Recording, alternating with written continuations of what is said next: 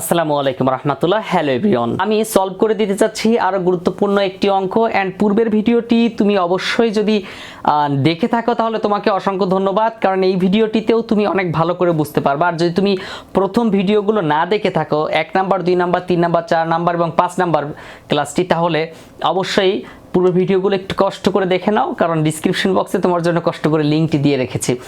ওকে, তো অঙ্কটিতে দেখো বলা আছে এসএলপি লিমিটেড 10 টাকা মূল্যের 8000 শেয়ারে বিভক্ত। তুমি যখনই প্রশ্ন পাবা তখনই তোমাকে কিছু বিষয় মার্ক করে নিতে হবে।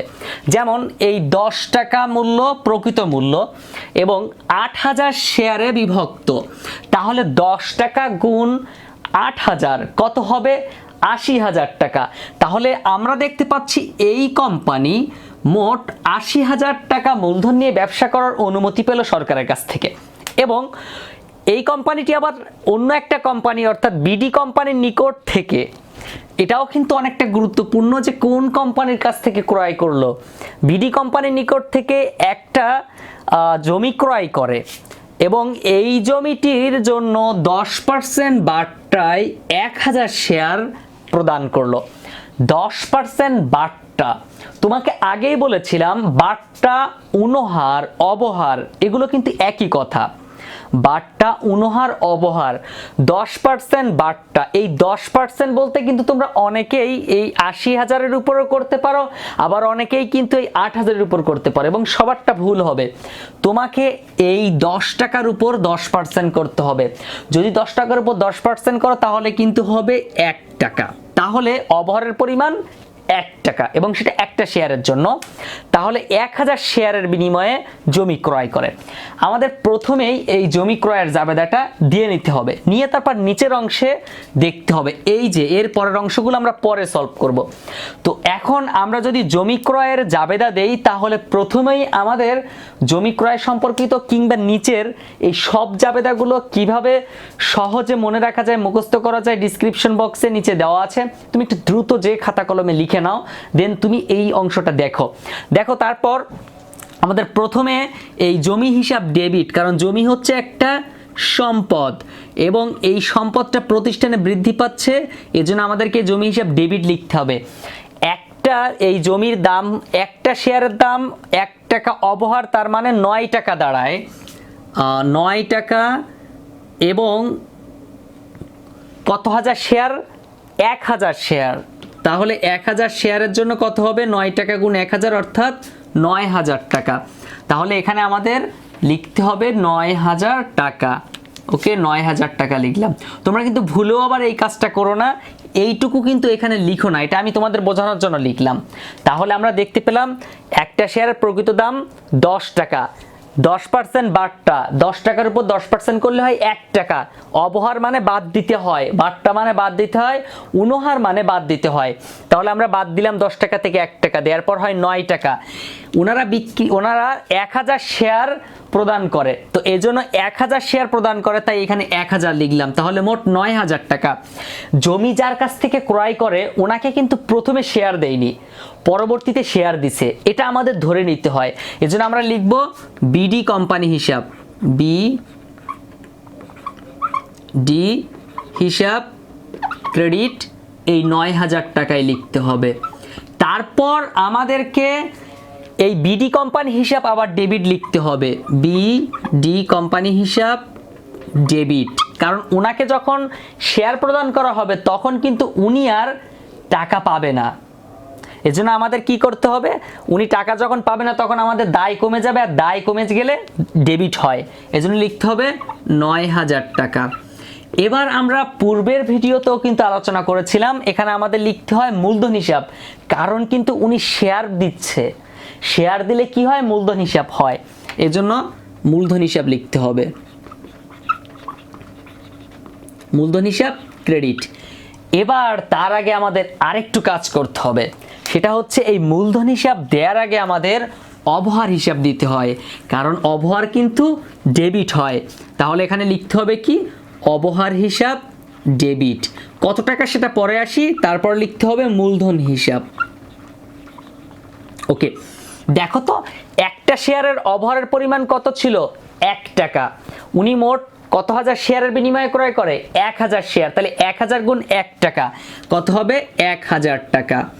এখন দেখো তো, আমরা তো আগেও শিখেছিলাম যে মূলধন হিসাব অল টাইম প্রকৃত দামের সাথে কতগুলো শেয়ার দিচ্ছে সেটা গুণ করতে হয়।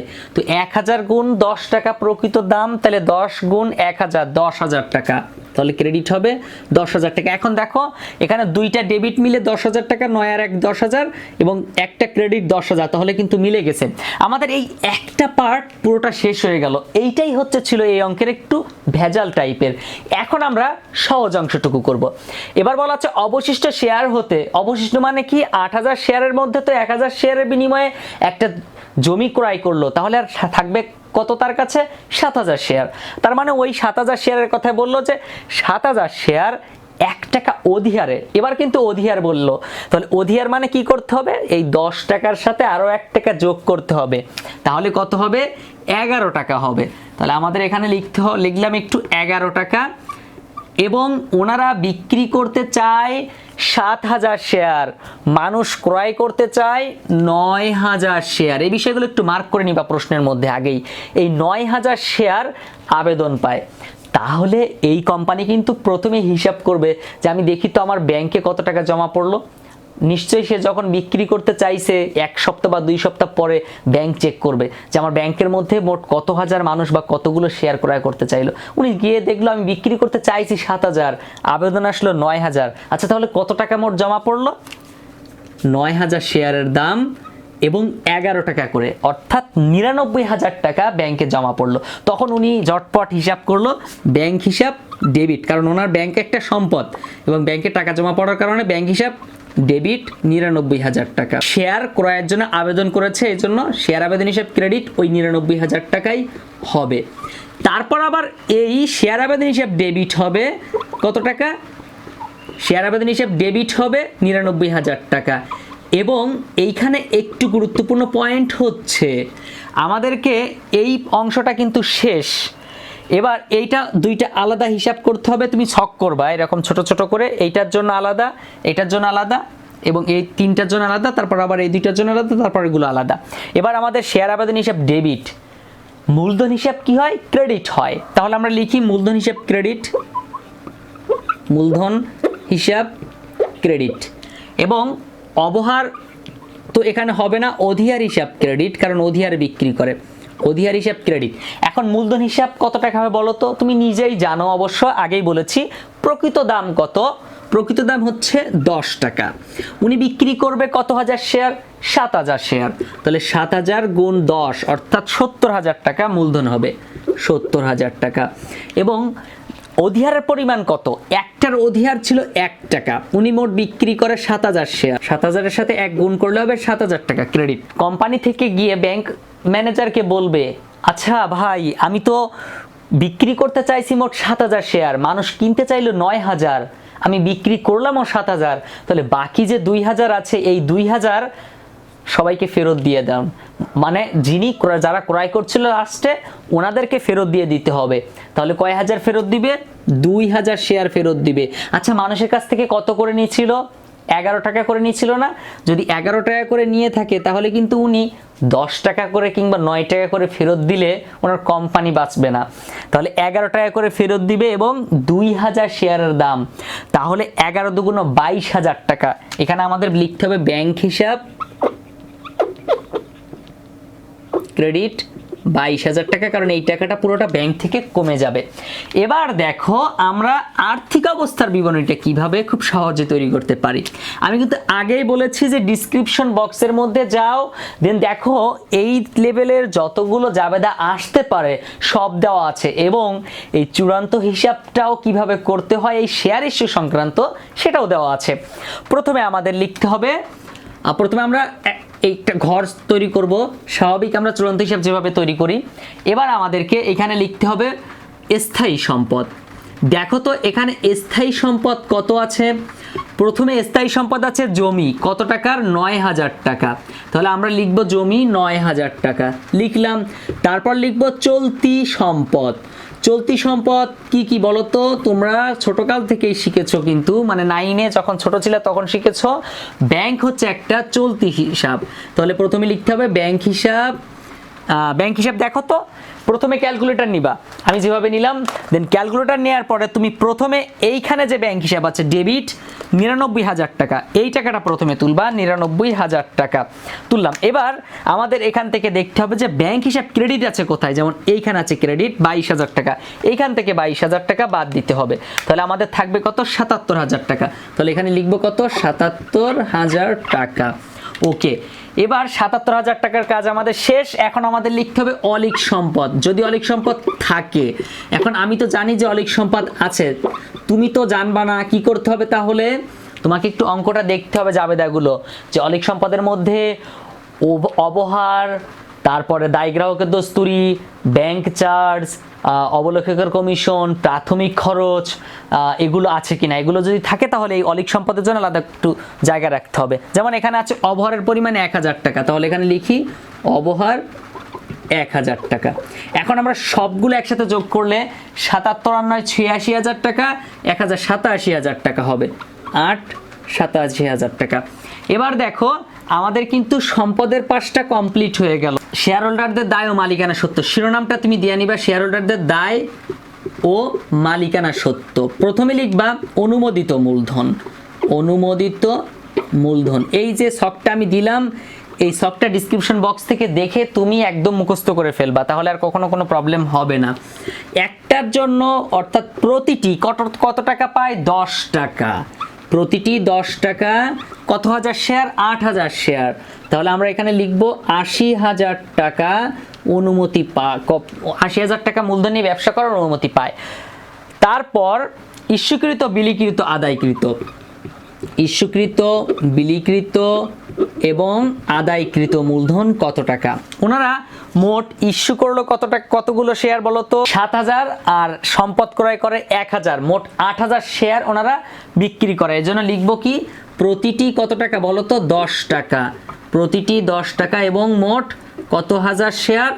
8,000 শেয়ার। তাহলে হবে কত? 80,000 টাকা। ওয়েল হয়ে গেল। তুমি কিন্তু দয়া করে, আমার এখানে জায়গা নেই এই জন্য দিতে পারলাম না, তুমি এই স্থায়ী সম্পদেরটা আলাদা দিবা, মানে স্থায়ী সম্পদ এই যে মূলধন হিসাব এইটা দিবা ইস্যুকৃত বিলিকৃত ঘরে, এবং এই যে মূলধন হিসাব তুমি দেখতে পাচ্ছ এই দুইটা মূলধন হিসাব দিয়ে দিবা। অর্থাৎ এখানে ছিল 7,000 শেয়ার, এখানে ছিল 1,000 শেয়ার, মোট 8,000 শেয়ার। ওকে, এবার দেখো তাহলে আমরা এখানে পেলাম 80,000 টাকা। এবার আমাদের সঞ্চিতি ও ভবিষ্যৎ ব্যবস্থার ঘর তৈরি করতে হবে। সঞ্চিতি ও ভবিষ্যৎ ব্যবস্থা, এখানে শুধু আসবে অধিহারের পরিমাণটা, জাস্ট এই একটা এন্ট্রি এখানে আসবে, আজীবন মেয়াদি, অন্য কিছু আসে না। তাহলে অধিহারের পরিমাণ কত দেওয়া আছে দেখো তো? এই যে শেয়ার মূলধনের অধিহার কত? 7,000 টাকা। এই যে 7,000 টাকা শেয়ার অধিহার, এই অধিহারের পরিমাণ এখানে 7,000 টাকা লিখতে হবে। তাহলে মোট কত হলো? এখানে 87,000 টাকা। তো আমাদের কিন্তু এখানেও 87,000, এখানেও 87,000 টাকা। তার মানে চূড়ান্ত হিসাবে যে 87,000 টাকা হওয়ার কথা, দুইটাতে দুই পাশে হওয়ার কথা, সেটা কিন্তু দুই পাশে মিলে গেছে। তো এই ছিল হচ্ছে আমাদের মূল তথ্য এবং মূল অঙ্ক। আসলে এইভাবে শেয়ার ইস্যুর অঙ্ক সমাধান করতে হয়। এখানে আরেকটা বিষয় ছিল না, দায় গ্রাহকের কমিশন, দস্তুরি, এগুলো ছিল না। এগুলো যদি থাকে তাহলে তুমি দিয়ে নিবা, এগুলো পূর্বের ভিডিওতে আলোচনা করেছি। মূল কথা, তোমাকে প্রত্যেকটা ভিডিও দেখতে হবে, অর্থাৎ যে 8-10টা ভিডিও আমি দিব, প্রত্যেকটা ভিডিও তুমি যদি দেখো তাহলে শেয়ার ইস্যু সংক্রান্ত সব ঝামেলা একদম দূর হয়ে যাবে। অসংখ্য ধন্যবাদ এত সময় সাথে থাকার জন্য। পরবর্তী ভিডিওতে আবারও দেখা হবে ইনশাল্লাহ। ততক্ষণ পর্যন্ত সুস্থ সুন্দর থাকতে হবে। অ্যান্ড সবার আগে যে কাজটা করতে হবে সেটা হচ্ছে চ্যানেলটি সাবস্ক্রাইব করতে হবে, কারণ পরবর্তীতে এই ভিডিওগুলো কিন্তু তুমি পাবা না সাবস্ক্রাইব না করলে। আসসালামু আলাইকুম ওয়া রাহমাতুল্লাহ।